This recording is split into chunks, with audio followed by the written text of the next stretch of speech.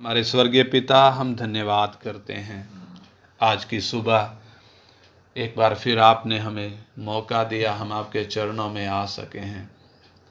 प्रभु, हम आपकी आमद के एक और दिन नज़दीक आ गए हैं। प्रभु, आज जब आपके चरणों में हम बैठे हैं, आपका आत्मा हम एक एक को सिखाए। प्रभु, वचन की गहराई हमें खोल कर दें ताकि आपके वचन के सिद्धांतों को हम समझ सकें और अपने जीवन में प्रभु उसके अनुसार हम चल सकें, ताकि हमारा जीवन आपके ग्रहण योग्य बने और बहुतों के लिए हमारा जीवन आशीष का कारण बने। जिस उद्देश्य से आपने हमें जगत में से चुना है, उस उद्देश्य को पिता आप हमारे जीवनों में पूरा करें। आपके हाथ में सौंपते हैं। सभा का संचालन पवित्र आत्मा शुरू से आखिर तक आप खुद करें। यीशु मसीह के पवित्र और सामर्थी नाम में मांगते हैं, आमीन। आमीन। पिछले दिनों हम परमेश्वर की युक्ति के विषय में सीख रहे थे। मुझे विश्वास है हर एक को यह विषय समझ में आ गया होगा, परमेश्वर की युक्ति का। आज हम 13वें विषय में जाएंगे।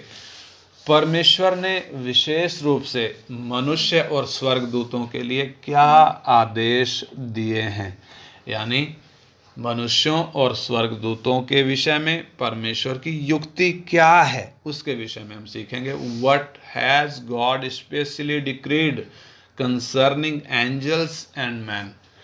परमेश्वर ने विशेष रूप से मनुष्य और स्वर्गदूतों के लिए क्या आदेश दिया है, यानी क्या युक्ति इन दोनों के विषय में परमेश्वर ने बनाई है। क्या उद्देश्य है परमेश्वर का स्वर्गदूतों को और मनुष्यों को बनाने के पीछे, वो बात हम सीखेंगे।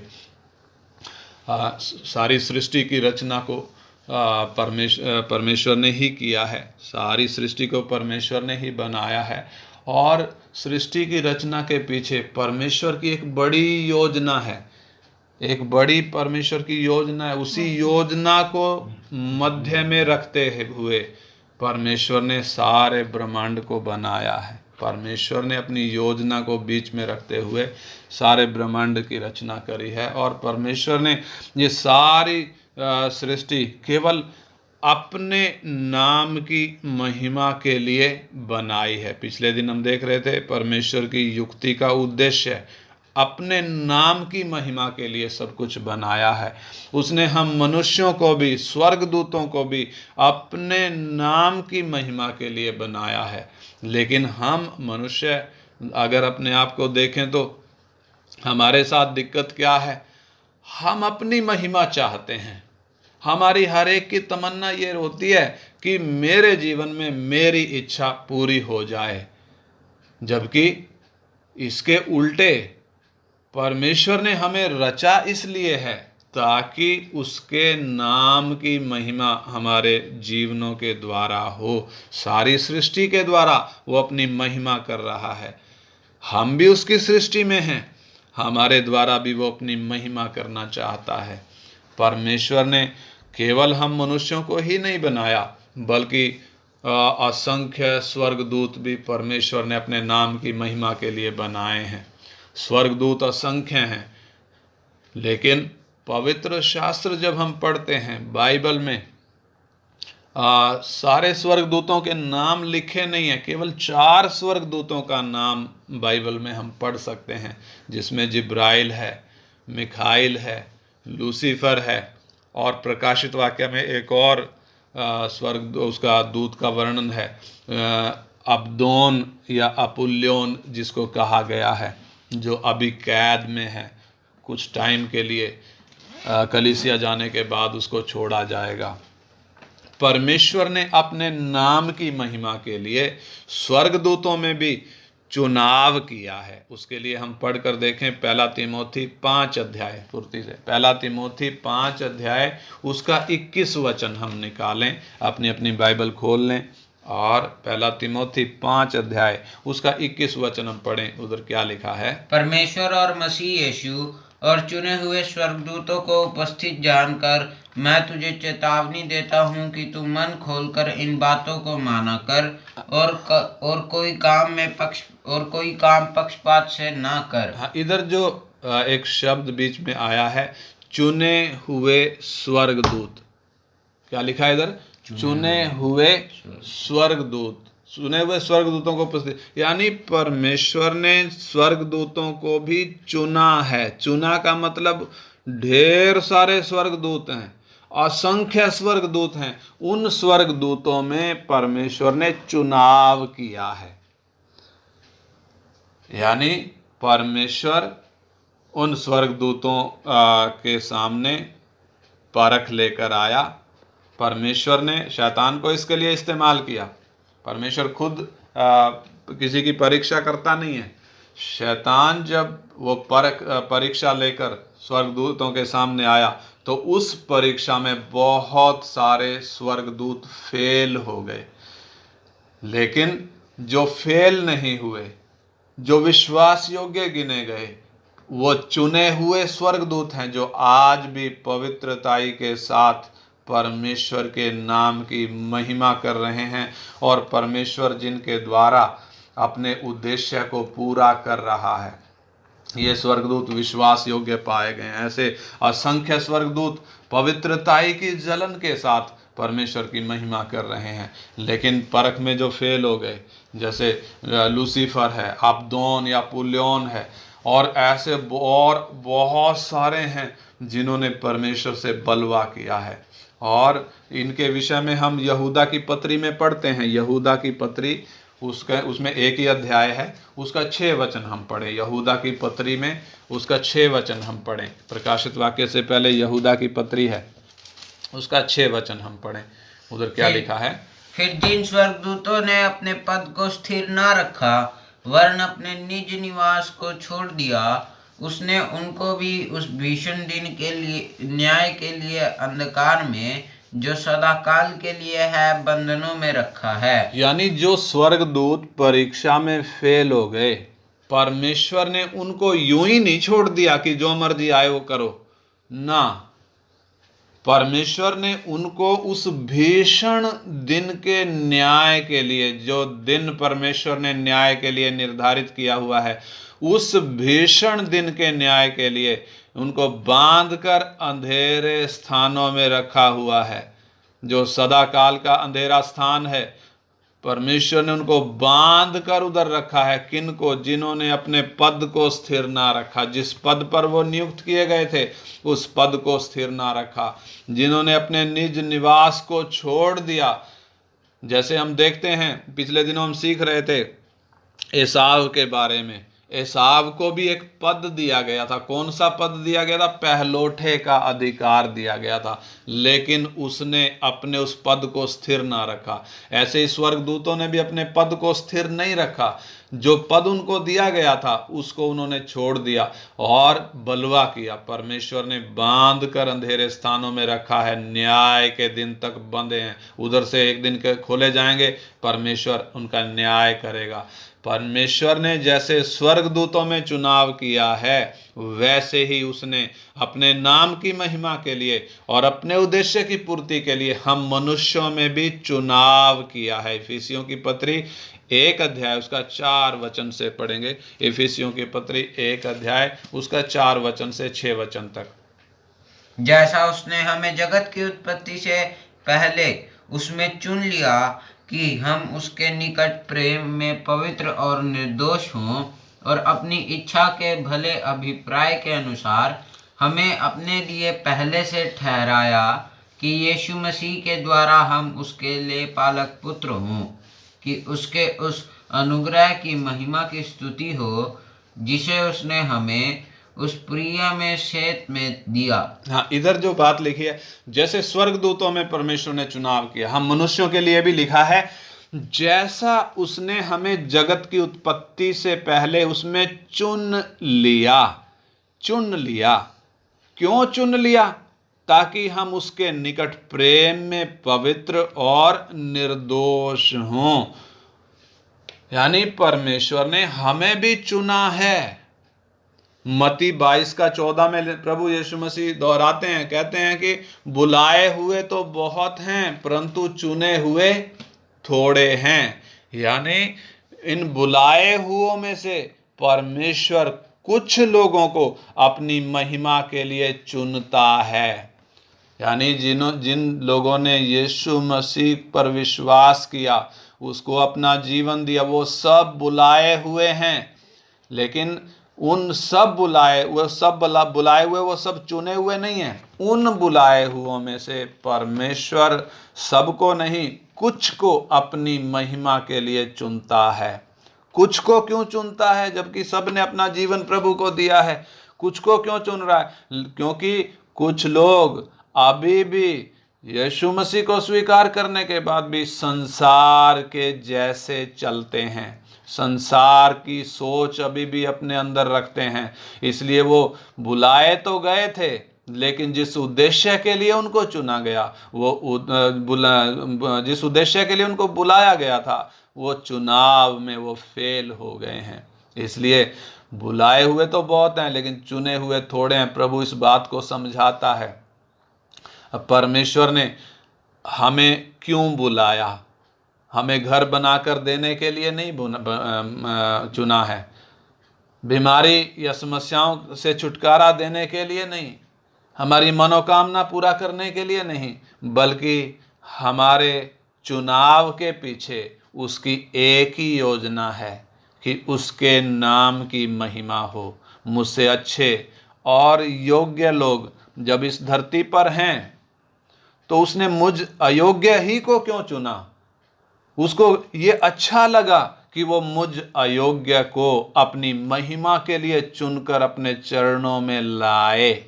उसको ये अच्छा लगा, इसलिए उसने हम अयोग्यों को जगत में से चुना है। इसलिए मुझे किसी बात की चिंता करने की ज़रूरत नहीं। जब उसने मेरा चुनाव किया है, जब उसने मुझे इस जगत में से चुना, वो कहता है तुमने मुझे नहीं चुना, मैंने तुम्हें चुना है।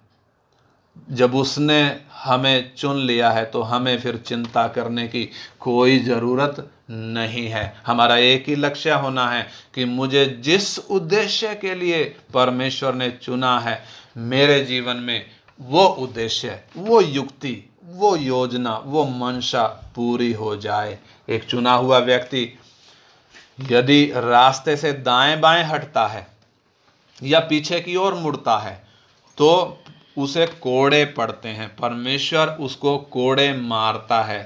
क्यों? क्योंकि उसने बपतिस्मा लेते समय अपनी इच्छा से अपना जीवन मसीह को दिया है और उसे अपना प्रभु और उद्धारकर्ता माना है। क्यों? ताकि हमारे जीवन में उसकी इच्छा पूरी हो जाए। इसलिए हम पानी में उतरे थे, इसलिए हमने यीशु को स्वीकार किया था, हमने समर्पण किया था कि प्रभु आज से मैं आपके लिए जीऊंगा। इसलिए एक विश्वासी दूसरों की कमियों को देखकर नहीं चलता, बल्कि वो अपनी खुद की कमियों को देखता है, ताकि मेरे जीवन में जो कमी है वो दूर हो जाए और परमेश्वर की महिमा मेरे जीवन से हो जाए। अपनी खुद की कमियों को देखकर उसका मन नम्र होता है, टूटा हुआ रहता है, और इस बात का उसे एहसास रहता है कि मुझ अयोग्य को सर्वशक्तिमान परमेश्वर ने अपनी महिमा के लिए चुना है। हालेलुया। दूसरा थिस्सलुनीकी 2 अध्याय उसका 13 और 14 वचन हम पढ़ें। दूसरा थिस्सलुनीकी 2 अध्याय उसका 13 और 14 वचन।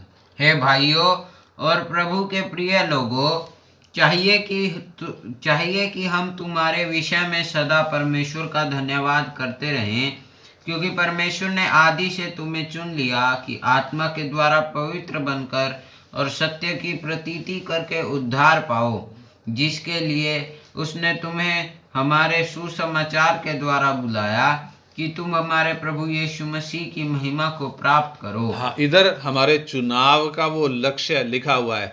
पर हे भाइयों और प्रभु के प्यारे लोगों, तुम्हें चाहिए कि हम तुम्हारे विषय में सदा परमेश्वर का धन्यवाद करते रहें कि परमेश्वर ने आदि से तुम्हें क्यों चुन लिया है, क्योंकि आत्मा के द्वारा पवित्र बनकर और सत्य की प्रतीति करके, यानी सत्य का विश्वास करके उद्धार पाओ, जिसके लिए उसने तुम्हें हमारे सुसमाचार के द्वारा बुलाया कि तुम हमारे प्रभु यीशु मसीह की महिमा को प्राप्त करो। यानी हमारे चुने जाने के पीछे परमेश्वर का लक्ष्य एक ही है, उसके नाम की महिमा हो।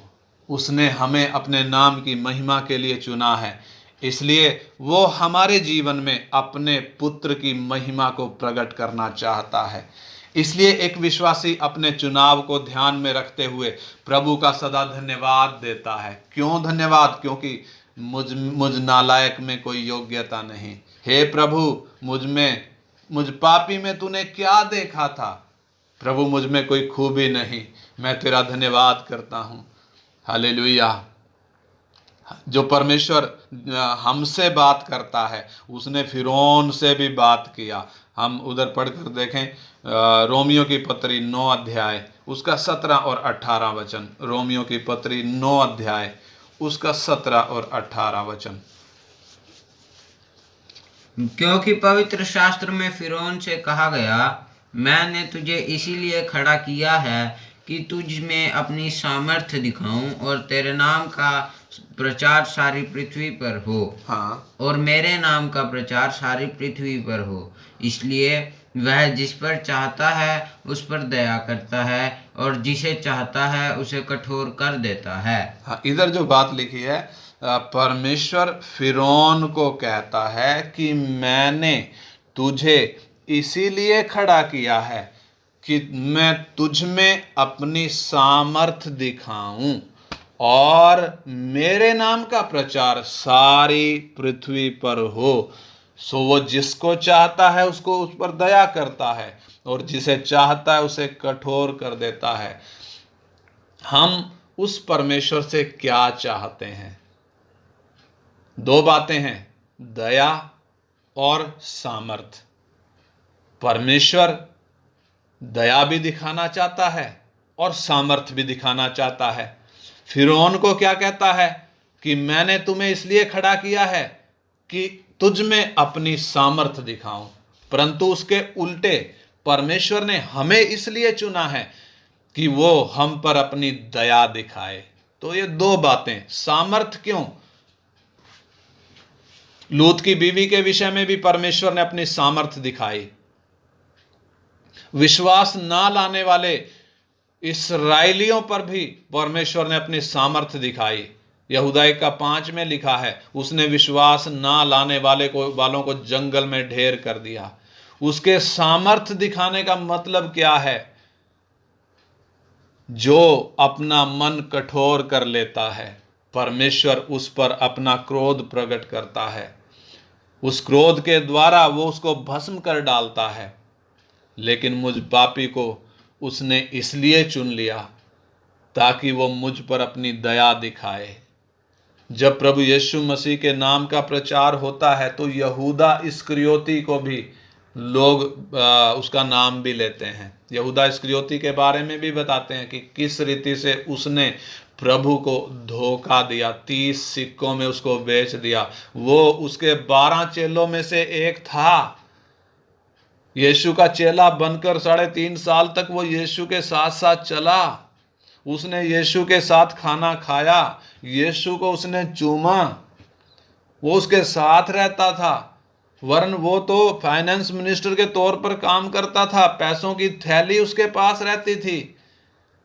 लेकिन अंत में हम देखें उसका अंजाम क्या हुआ। प्रभु क्या कहता है? उधर वचन में लिखा है, अच्छा होता कि तू जन्म ही ना लेता। यानी फिरौन हो, यहूदा इस्करियोती हो, या नरक में जो जा रहे हैं वो अनगिनत लोग, परमेश्वर ने किसी को भी नाश होने के लिए नहीं बनाया था। एक को भी नाश होने के लिए नहीं बनाया था। यहूदा इस्करियोती को या फिरौन को नाश होने के लिए नहीं बनाया था, बल्कि हर एक को मन फिराने का और बचने का परमेश्वर ने पूरा मौका दिया है। यहूदा इस्करियोती को भी पूरा मौका दिया है। फिरौन को भी परमेश्वर ने आरंभ में मूसा को ये कह के भेजा कि जा उसको बोल 3 दिन का टाइम दे दे। 3 दिन का टाइम क्यों? फिरौन को मन फिराने का मौका है। लेकिन जब मन नहीं फिराया, परमेश्वर उसको कठोर कठोर कठोर कठोर करता गया। ऐसे ही यहूदा इस्करियोती भी जब उसने मन नहीं फिराया, उसने खुद को कठोर कर लिया। लोग अपने मन को कठोर करने के कारण, अपने फैसलों के कारण बर्बाद हो गए। जिन्होंने अपना मन कठोर कर लिया, नरक की आग की तरफ चले गए। प्रभु के साथ रहने का भी कोई फायदा नहीं हुआ। गेहजी को हम देखते हैं, प्रभु के दास के साथ रहता था, लेकिन अपने मन को ऐसा कठोर कर लिया कि मन फिराना नहीं चाहा, वो अच्छे अवसर को खो दिया और अंत में नामान का कोड़ उसको लग गया। वो तो शरीर में है, अनंत काल का दंड सामने रखा है, अनंत काल का दंड सामने रखा है। किन के लिए है वो? जिन्होंने सुअवसर को खो दिया, अच्छे मौके को जिन्होंने खो दिया। मन फिराने का, बचने का मौका सबको परमेश्वर देता है, लेकिन जो अपने आप को कठोर कर बैठते हैं उनको परमेश्वर फिर उसका अंजाम भी भुगतने देता है। ऐसे ही कुछ विश्वासी भी होते हैं जो अपने मन को कठोर कर लेते हैं। क्यों मन को कठोर करते हैं? क्योंकि वो इसका परिणाम जानते नहीं हैं, वचन सही तरीके से पढ़ते नहीं है, वचन पर मन लगाते नहीं है, इसलिए इसका अंजाम भी उन्हें मालूम नहीं है, इसलिए अपने मन को कठोर कर बैठते हैं। अगर आप अपने मन को सख्त करोगे तो फिरौन के समान वो आपको और ज्यादा कठोर करता जाएगा। परिस्थितियां ऐसी बनती जाएंगी कि वो कठोर कठोर कठोर करता जाएगा। परमेश्वर का भय अंदर से निकल जाएगा और फिर परमेश्वर करेगा क्या? अपनी सामर्थ दिखाएगा। दिखानी दया थी, दया ना दिखाकर फिर वो अपनी सामर्थ दिखाएगा। इसलिए हम एक एक को परमेश्वर के भय के साथ चलना चाहिए। हम एक एक में परमेश्वर का भय होना चाहिए और हमारी हर एक की प्रार्थना होना चाहिए, प्रभु आपकी दया मुझ में दिखा, प्रभु आपकी दया मुझ में दिखा। सामर्थ नहीं, कई बार हम बोलते हैं प्रभु अपना सामर्थ मुझ में दिखा, वो हमारी भूल है, नादानी है, वचन सही तरीके से ना जानने के कारण हम ऐसा बोलते हैं। परमेश्वर हमें अपनी सामर्थ नहीं, अपनी दया दिखाना चाहता है। हम परमेश्वर के हाथ में मिट्टी हैं, हमारा रचने वाला परमेश्वर होने के कारण उसको अधिकार है कि वो हमारे साथ कैसा भी व्यवहार करे। परमेश्वर के वचन में लिखा है, हम पढ़ेंगे रोमियो की पत्री 9 अध्याय उसका 21 और 22 वचन।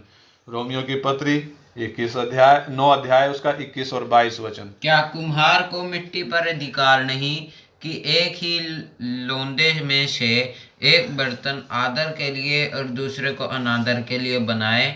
तो इसमें कौन सी आश्चर्य की बात है कि परमेश्वर ने अपना क्रोध दिखाने और अपनी सामर्थ्य प्रकट करने की इच्छा से क्रोध के बर्तनों की, जो विनाश के लिए तैयार किए गए थे, बड़े धीरज से सही। हाँ, इधर परमेश्वर का वचन साफ कहता है, क्या कुम्हार को मिट्टी पर हक नहीं है कि वो एक ही पेड़े से, एक ही लोंदे में से एक बर्तन तो आदर के लिए बनाए और दूसरे बर्तन को अनादर के लिए बनाए? तो इसमें कोई आश्चर्य की बात नहीं है कि परमेश्वर ने अपना क्रोध दिखाने के लिए और अपनी सामर्थ को प्रकट करने की इच्छा से क्रोध के बर्तनों को तैयार किया और विनाश के लिए उनको परमेश्वर ने धीरज के साथ उनकी सही। लेकिन वो सच्चा न्यायी होने के कारण किसी को भी परमेश्वर इसलिए तैयार नहीं करता कि वो नाश हो जाए, बल्कि हर एक व्यक्ति अपने फैसले के कारण उस हालत में आता है। सच्चा न्यायी होने के कारण परमेश्वर किसी के साथ भी अन्याय या पक्षपात नहीं करता। किसी के साथ भी परमेश्वर अन्याय नहीं करता, सबको बराबर मौका देता है। यहूदा की पत्री 1:4 भी हम पढ़ें। यहूदा की पत्री 1 अध्याय उसका 4 वचन कलीसिया के विषय में आज के समय में परमेश्वर का वचन क्या कहता है, हम जागृत होकर उस वचन को सुने। क्योंकि कितने ऐसे मनुष्य चुपके से हम में आ मिले हैं, कितने ऐसे मनुष्य चुपके से हम में आ मिले हैं, जिनके इस दंड का वर्णन पुराने समय में पहले ही से लिखा गया था। हाँ, जिनके इस दंड का वर्णन पुराने समय में पहले ही से लिख कर दिया गया है। ये भक्तिहीन है। ये भक्तिहीन है कौन? जो कलीसिया में चुपके से आ मिले हैं, बाइबल है हाथ में, विश्वासी बोलते हैं, यीशु को अपना प्रभु बोलते हैं, लेकिन वास्तव में वे भक्तिहीन हैं और हमारे परमेश्वर के अनुग्रह को लुचपन में बदल डालते हैं। हमारे परमेश्वर के अनुग्रह को लुचपन में बदल डालते हैं और हमारे एकमात्र स्वामी और प्रभु यीशु मसीह का इनकार करते हैं। कौन? विश्वासी बनकर जो कलीसिया में घुस आए हैं, नकली हैं। शैतान ने उनको विश्वासी का रूप बनाकर उनको कलीसिया में भेजा है। क्यों भेजा है? ताकि कलीसिया में जो चुने हुए विश्वासी हैं उनको बर्बाद करे। ध्यान देना, जागना। परमेश्वर अपने वचन के द्वारा हमें किस तरीके से सिखा रहा है। आज कलीसिया की हालत, चुपके से बहुत से नकली विश्वासी घुस आए हैं, भेष विश्वासियों जैसा ही है, जय मसीह की बोलते हैं, बाइबल पढ़ते हैं, प्रार्थना करते हैं, बपतिस्मा ले रखा है, लेकिन नकली विश्वासी हैं, भक्तिहीन हैं, परमेश्वर के अनुग्रह को लुचपन में बदल डालते हैं। उनमें संसार में कोई बदलाव नहीं है, इसलिए उनको गहने पहनने में मजा आता है, उनको संसार की तरह रीति रिवाज मनाने में मजा आता है। परमेश्वर न्यायी होने के कारण सबको बराबर मौका देता है, चाहे वे कभी ना सुधरने वाले भक्तिहीन ही क्यों ना हो। परमेश्वर एक एक को मौका देता है। एक सच्चे विश्वासी को छोटी सी गलती करने पर मार पड़ती है। एक विश्वासी को, जो सच्चा विश्वासी है, जो परमेश्वर का बुलाया हुआ है, परमेश्वर का चुना हुआ है, एक छोटी सी गलती करता है तो मार पड़ती है। क्यों? क्योंकि उसके सुधरने की गुंजाइश है। दूसरी तरफ हम उनको देखें जो भक्तिहीन हैं, गलतियां करते हैं, परमेश्वर चाहे तो उठाकर उनको फेंक दे, लेकिन फेंक नहीं रहा। उनके मन को और कठोर कर रहा है, ताकि उनमें वो अपनी सामर्थ को दिखाए। उनको छोटी छोटी गलतियों का दंड क्यों नहीं दे रहा है? उनका दंड एक साथ उनको मिलेगा। विश्वासी को देखें तो वो हीरा है, हीरा, इसलिए परमेश्वर उसको तराशता है। क्योंकि हीरे को घिसने से चमक आती है, लेकिन पत्थर को कितना भी घिसें उसमें चमक नहीं आएगी, वो हीरा कभी बनेगा नहीं, कितना भी घिसने की कोशिश करें। इसलिए हम विश्वासियों को भी थोड़ा थोड़ा मार पड़ती है, वो घिसाई होती है, वो तराशता है परमेश्वर, और ये हमारे लिए अच्छा है। हमें दुख तो होता होगा, लेकिन ये हमारे लिए अच्छा है। इसी के द्वारा हमें चमक आएगी, इसी के द्वारा मसीह की महिमा हमारे जीवनों में प्रकट होगी। हम परमेश्वर के प्यार को समझ पाएंगे। परमेश्वर प्यार करने के कारण हमें कोड़े मारता है, जबकि इसके उल्टे हम देखें दूसरे जो विश्वासी नहीं है उनको हम देखें, उनको कोड़े क्यों नहीं मारता, उनको सजा क्यों नहीं देता। कितनी भी गलतियां करें फिर भी उनको परमेश्वर क्यों नहीं सजा दे रहा? क्योंकि उनके सुधरने की कोई गुंजाइश है ही नहीं, इसलिए उन्हें बार बार नहीं मारेगा। धीरज के साथ परमेश्वर उनकी गलतियों को सह रहा है, लेकिन समय आएगा, परमेश्वर ने सजा उनके लिए तय कर रखी है, पहले ही से तय कर रखी है। इसलिए ऐसे लोग जब तरक्की करते हैं, ऐसे लोग संसार में जब आनंद के साथ रहते हैं, मजे के साथ रहते हैं, खूब मस्ती के साथ रहते हैं, उनको कोई दुख तकलीफ होता नहीं है, तो उनकी उस तरक्की को देखकर हम डा ना करें, हम उनको देखकर जले ना, ये ना सोचें कि ये तो विश्वासी भी नहीं है तो भी इतने मजे में क्यों है। उनका ये मजा थोड़े दिनों का है, और हमारा ये दुख भी थोड़े दिनों का है। हमारा भी ये पल भर का हल्का सा क्लेश है जो मिट जाएगा। हमें जो हमारे सामने जो अनंत काल का जीवन रखा, उसमें दुख, तकलीफ, समस्या, बीमारी, रोग, मौत नहीं है, आंसू नहीं है, सदा काल का आनंद है। दूसरा तिमोथी 2 अध्याय उसका 20 वचन हम पढ़ें। दूसरा तिमोथी 2 अध्याय उसका 20 वचन। दूसरा तिमोथी 2 अध्याय उसका 20 वचन।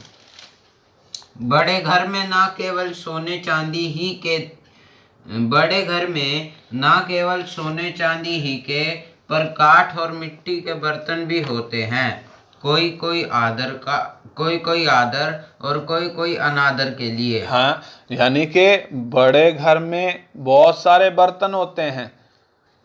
एक तरफ किचन में जहां खाने और पीने के लिए साफ सुथरे धोकर साफ करके रखे गए बर्तन भी होते हैं, जैसे गिलास है, प्लेट है, चम्मच है।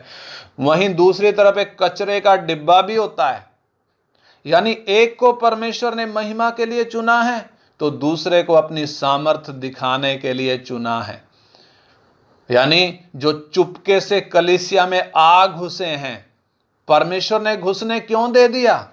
परमेश्वर ने अनुमति दे दी। एक तरफ जहां परमेश्वर उनको सुधरने का मौका दे रहा है, दूसरी तरफ जब वो सुधर नहीं रहे हैं, उनको परमेश्वर अपनी सामर्थ्य दिखाने के लिए भी तैयार कर रहा है। परमेश्वर चाहता तो हमारे कामों के कारण हमें भी अपनी सामर्थ्य दिखा सकता था, अपनी सामर्थ्य के लिए तैयार कर सकता था, लेकिन यह हमारा सौभाग्य है कि उसने सामर्थ्य दिखाने की बजाय अपनी दया दिखाने के लिए हमें जगत में से चुना है। ये हमारा सौभाग्य है, हमारा सौभाग्य है। मत्ती 11 अध्याय 25 और 26 वचन हम पढ़ें। मत्ती 11 अध्याय 25 और 26 वचन। परमेश्वर ने हमें सामर्थ्य दिखाने के लिए नहीं, दया दिखाने के लिए चुना है। उसी समय यीशु ने कहा, हे पिता, स्वर्ग और पृथ्वी के प्रभु, मैं तेरा धन्यवाद करता हूँ कि तूने इन बातों को ज्ञानियों और समझदारों से छिपा रखा और बालकों पर प्रकट किया है।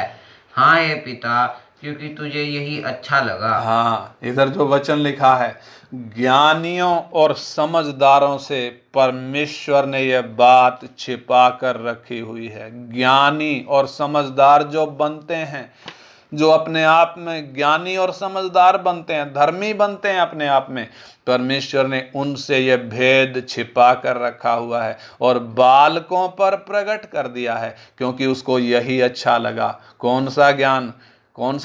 उसने हमें अपनी दया दिखाने के लिए चुना है। दूसरी तरफ जो ऐसे लोग हैं जो अपने आप को धर्मी, ज्ञानी, बुद्धिमान समझते हैं, परमेश्वर की सामर्थ प्रकट होने के लिए वो तैयार हो रहे हैं, ताकि परमेश्वर उनके अंदर अपनी सामर्थ दिखाए, जैसे फिरौन में दिखाया था।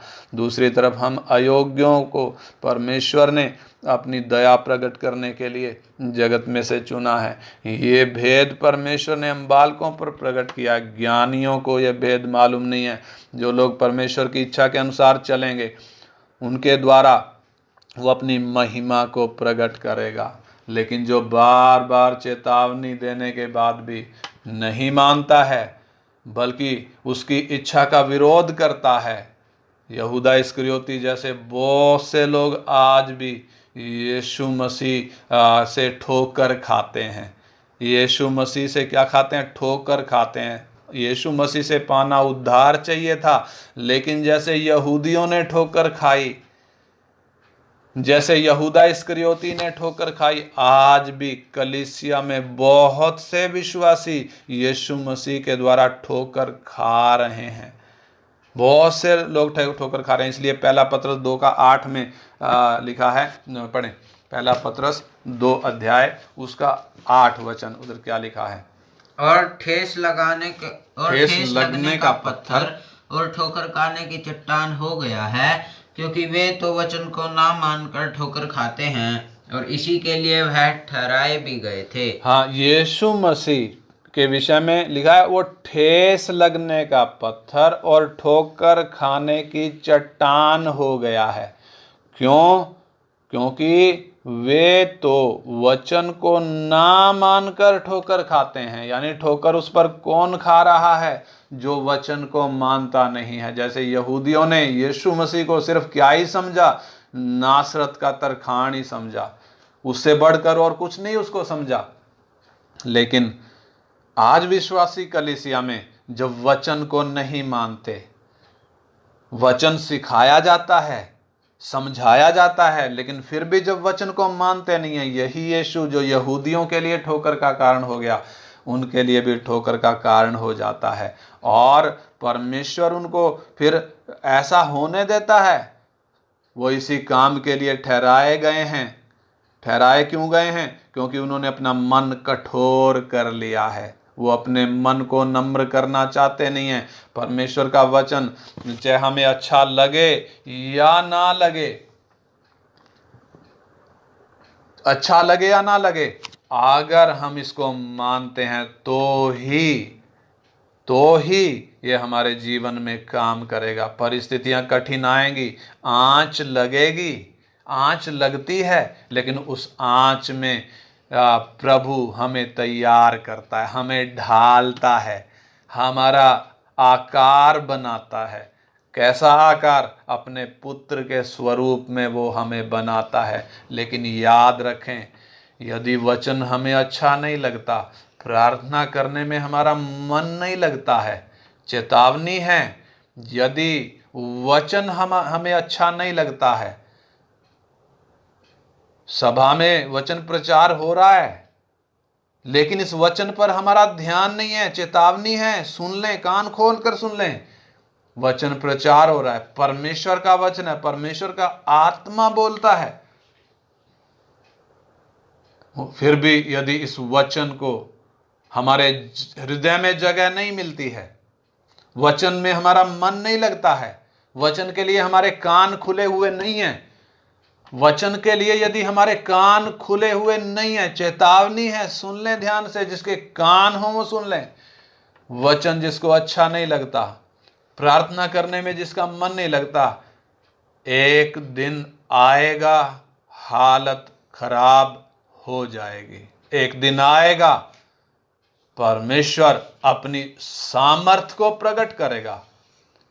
आज अच्छा नहीं लग रहा, लेकिन आपको भुगतना पड़ेगा, क्योंकि उसके भयानक क्रोध का सामना एक दिन करना पड़ेगा।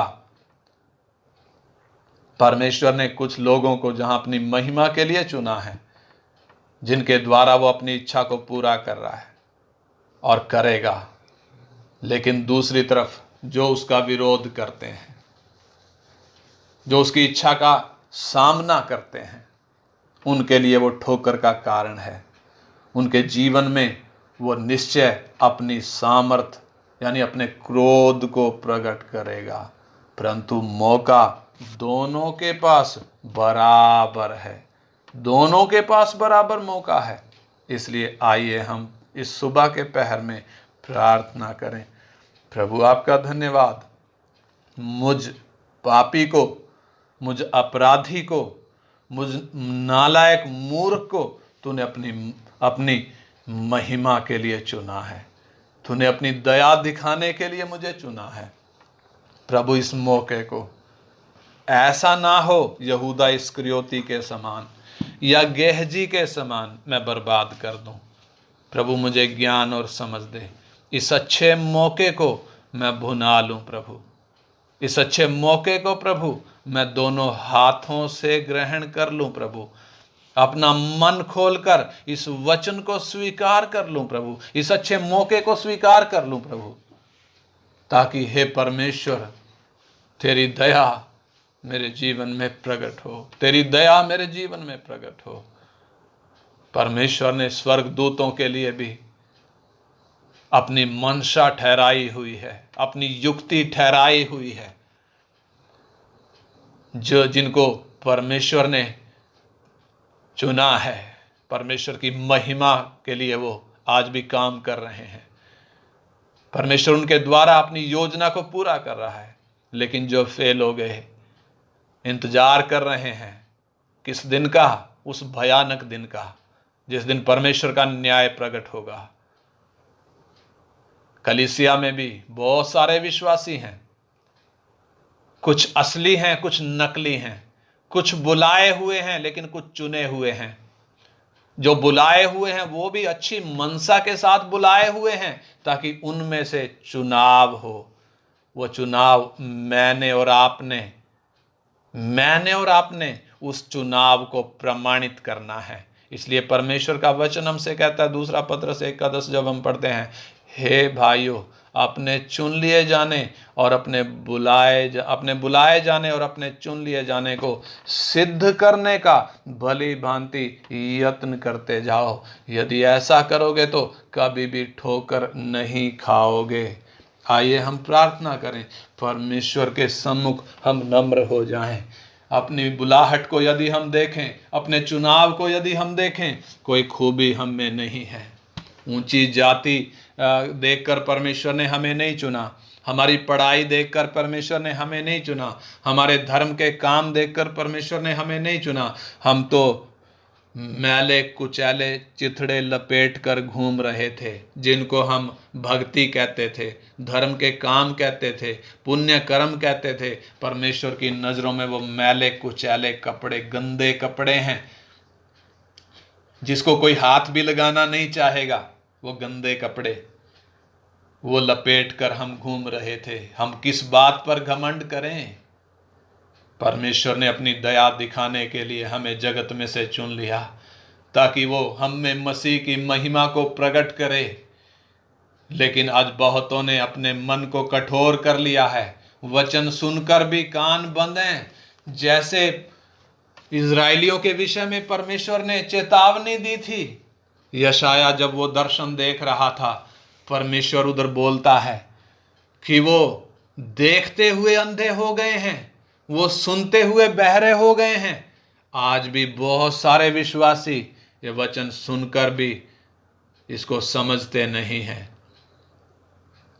आंखें तो हैं लेकिन उनको दिखता नहीं है, कान तो हैं लेकिन उनको सुनता नहीं है। दुनिया की बातें तो सुनती भी हैं, दिखती भी हैं, लेकिन आत्मिक बातों के प्रति न वो सुनते हैं न वो देखते हैं।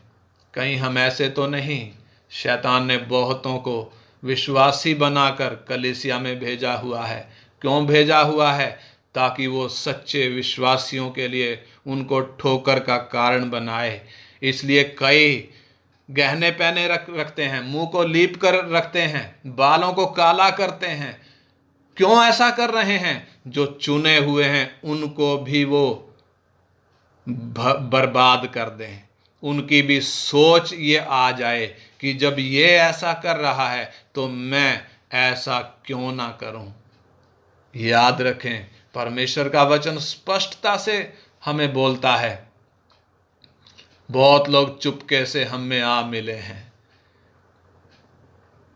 हम इस बात से जागृत रहें, हम इस बात से चेतावनी पाते रहें, अपने आप को नम्र करें। हमारा ध्यान किसी दूसरे विश्वासी पर नहीं, हमारा ध्यान किसी सेवक पर नहीं, हमारा ध्यान हमारे बुलाने वाले पर हो, हमारे प्रभु यीशु मसीह पर हो। हम उसको ताकते हुए चलें जो हमारे विश्वास का करता है और जो हमारे विश्वास को पूरा करने वाला है। उस यीशु मसीह को ताकते हुए हम चलें। अगर उसको ताकते हुए चलेंगे तो कभी भी ठोकर नहीं खाएंगे। दूसरों को देखकर चलेंगे, उनमें गलतियां दिखेंगी, ठोकर खा जाएंगे। इसलिए आइए हम एक समर्पण करें। हे प्रभु, मेरी नजरें आप पर हों। हे प्रभु, मेरा ध्यान आप पर हो, ऐसी मुझे कृपा दे। स्वर्गीय पिता, हम धन्यवाद करते हैं सुबह के पहर के लिए। निश्चय प्रभु, आपने अपने वचन के द्वारा हमसे बात किया है। हम धन्यवाद करते हैं पिता। आपका वचन हम एक एक के लिए आशीष का कारण बने। आपने अपनी दया दिखाने के लिए जब हमें चुना है, आपने मसीह की महिमा को हम में प्रकट करने के लिए जब हमें चुना है, होने दे प्रभु आपका उद्देश्य हमारे जीवनों में पूरा हो जाए।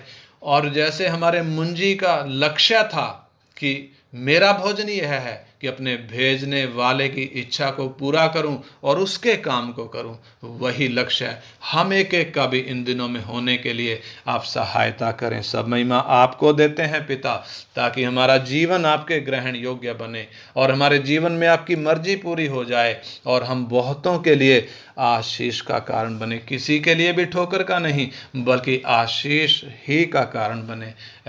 ऐसी प्रभु आपकी दया मांगते हैं, आपके हाथ में अपने जीवन सौंपते हैं पिता। प्रार्थना हमारे उद्धारकर्ता और प्रभु यीशु मसीह के पवित्र और सामर्थी नाम में मांगते हैं। आमीन। आमीन।